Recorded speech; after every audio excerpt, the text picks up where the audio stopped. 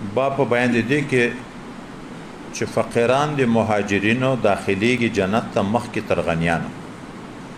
اول روایت کې پیغمبر صلی الله علیه وسلم ویلي فقیران د مهاجرینو داخليږي جنت ته مخکې تر غنیانو نه 1500 کاله.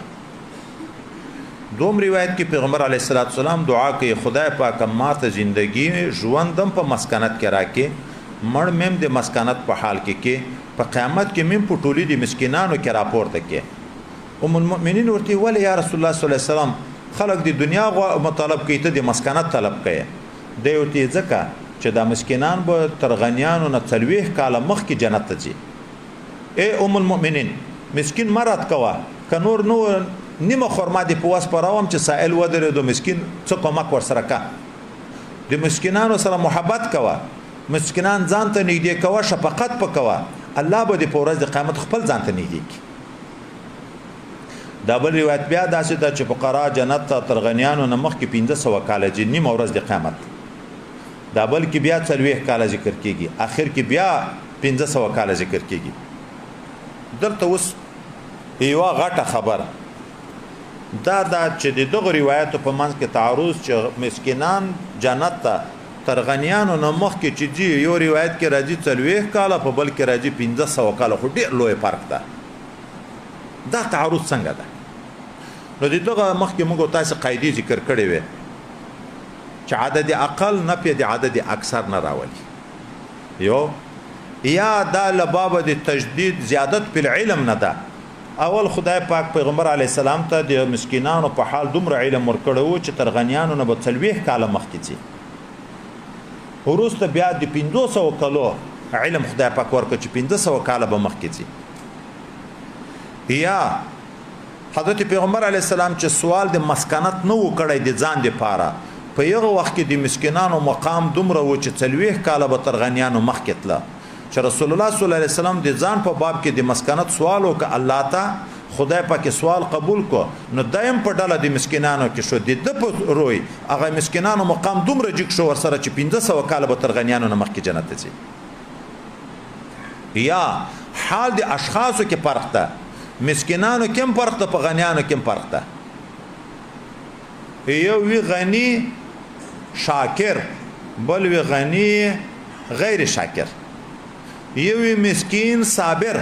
بل وی مسکین غیر صابر. اوس نو مسکین صابر په غنی غیر شاکر باندې 1500 کاله مخکې ځي او مسکین صابر په غنی شاکر باندې 40 کاله مخکې ځي. یا مسکین غیر صابر 40 کاله مخکې ځي صابر 1500 کاله مخکې ځي. یا د اشخاصو واحد تفاوت موجود ده. اوس دغه احادیث مبارکه ونه د فقر فضیلت راغی مخکې بابم د فضل د فقر او دغه نام مزید تشریح شو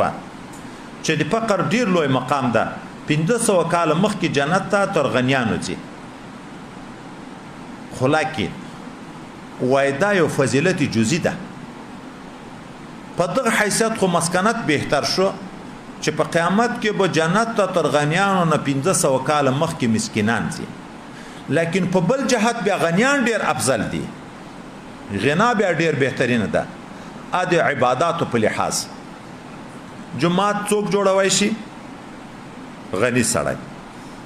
غلامان څوک آزادوي شي غنی سړی مدرسه څوک جوړوي شي غنی سړی صدقه څوک کړی شي غنی سړی وسیله رحمی څوک کړی شي غنی سړی. دا هر عمل هر یو روپۍ صدقه ځان ته ثوابونه لري کین لري. په دغه حیثیت بیا غنیان بهتر دي. د جماعت ځان ته ثواب ده د مدرسې جوړول ځان ته ثواب ده مسکینانو سره د همدردی ځان ته ثواب ده د غلامانو د آزادول ځان ته ثواب ده د وقف کول ځان ته ثواب ده د وسیله رحمی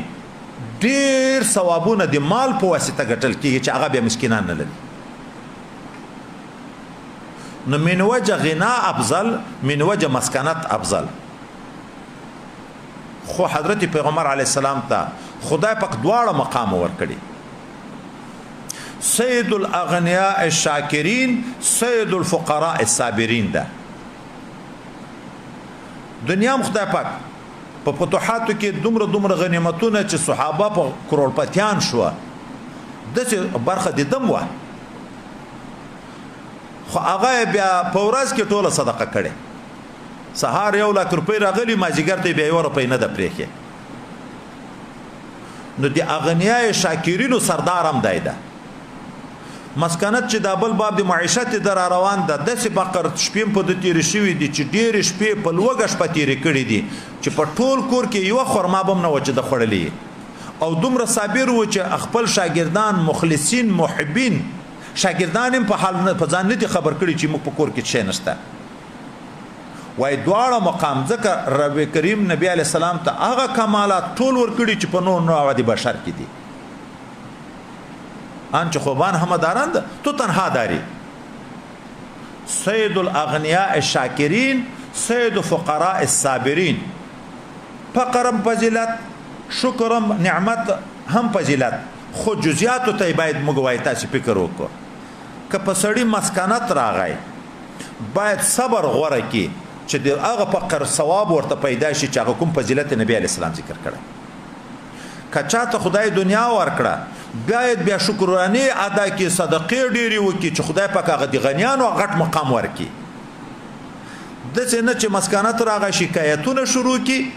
او چې غنا راغی خدای ورکی چې دنیا هم تبا او آخرت هم تبا شي دواړه فضیلت لري خو فضیلت جزئی دی ومشته دی بلمشته خو ډیر مقامات چې پیدا کیږي په غنا پیدا کیږي لیکن په غنا کې شکرګزاري کول دا مشکل ده اکثره خلک چې دنیا ډیر شي لبغاو خد سړی وي خ طالب خ ملا خ مجاهد خ صوفي خ نیک اخلاقه خو چې دنیا ډیر شي بیا تکبر شروع کی په مسکنات کې امتحان کې وای ډیر خلک کامیابیږي خو د غنا په امتحان کې ډیر خلک نشي کامیاب کېدای دا یو ځکه حدیث مبارک نبی علیہ الصلوۃ والسلام چې ویلي صحابي مبارکي ابتلینا موږ په مسکناتو په مبتلاو کې واقع شو خو په دغه کې ډیر کامیاب شو ډیر صحابه کې کامیاب شو په دغه امتحاناتو کې خو چې دنیا را ډیر شو بیا ډیر نشو کې کامیاب ټول بیا په صحیح طریقه نه خامخه کنور نه دا توغل په المباحات خو د سړی نه راځي ګوره ناروامونه کې خو خوراکونه امیش خوراک لباسونه امیش اغونده خو عطرونه امیش استعمالوه خو موټر امیش استعمالوه په کور کې امیش اوسېګه دا حظ دنیایي ډیر حاصل کو په دغه د آخرت مقام کمیږي کنه کمیږي نو وايي فقر ځان ته فضیلت لري غنا ځان ته فضیلت لري خو چې بحث دې شروع شي دغه صفات پکې خو د دې د دغه لپاره چې وسو هغه غنیان مایوس نشي چې ټول ثوابونه مسکینانو یوړه لکه هغه مسکینان چې رسول الله صلی الله علیه وسلم تراغله د غنا د ثوابونه چې خبر و نو ویل چې جنت خو ټول غنیان وګټو ځکه دی غلامان آزادوي شي موږ نشو آزادولای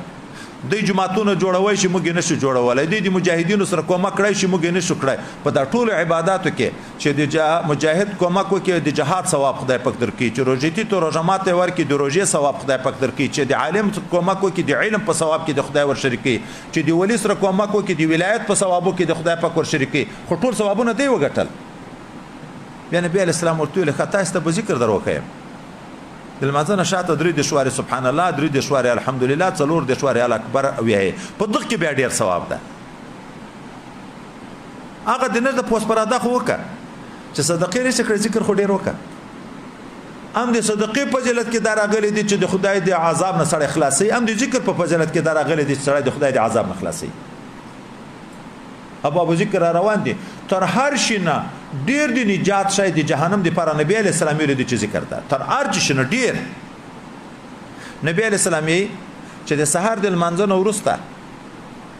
د ذاکرینو سره تر مرخصو کینم دا ماته محبوبه ده تر دې چې څلور عربي غلامان آزاد کم ګوره ماړه خلکو به غلامان آزادې دی غلام په آزادولو سره د جهنم نه خلاصيږي څلور عربي غلامان عربي غلام په هغه وخت کې په 2000 درهم 800 درهم چې په سحر کې ز صدقه کم تر دغه نه د سحر نیمه غنټه ذکر چې ز د ذاکرینو سره ګډو کم دا ماته محبوب ده او بیا چې مازیګر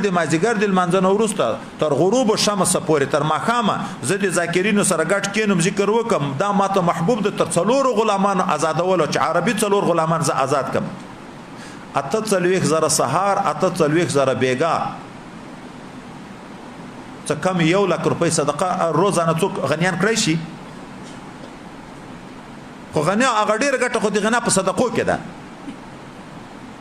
خو نبی علیہ السلام یې تر یو غنه چې زه دغه د ذاکرینو سره سهار او مازیګر کینم دغه ماته محبوبه ده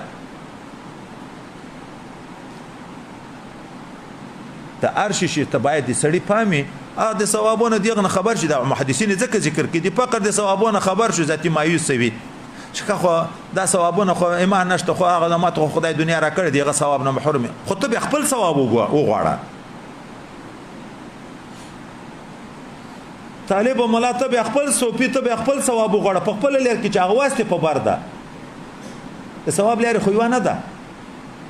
چې دروازه د جنت یو ده هغه یو دروازه سائمین رانه وګټله موږ په کومه لاړ شو خو صدقه ولا ځانته دروازه د ذاکرینو ځانته دروازه د مجاهدینو ځانته دروازه د روزاتیانو ځانته دروازه د ارڅوک ځانته دروازې لري وي دروازې ته خو ځان برابر کا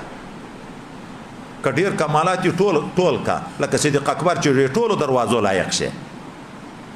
چې دریو در برابروي چې درې کا چې څلور برابروي چې څلور کا چې دوه کا کنور یو نیک عمل خود سه په نفلي اعمالو کې فرض خو ټول کې امتیاز خو په نفلي اعمالو راځي یو خود سه وکا چې دیغه په برکت خو جنت یو لار د تخلاص شي یا نفلي روزي ډېرې نسا یا نفلي صدقې ډېرې کوا یا نفلي منځونه ډېر کوا یا ذکرونه ډېر کوا چې وې دروازې ته خو برابر شي بس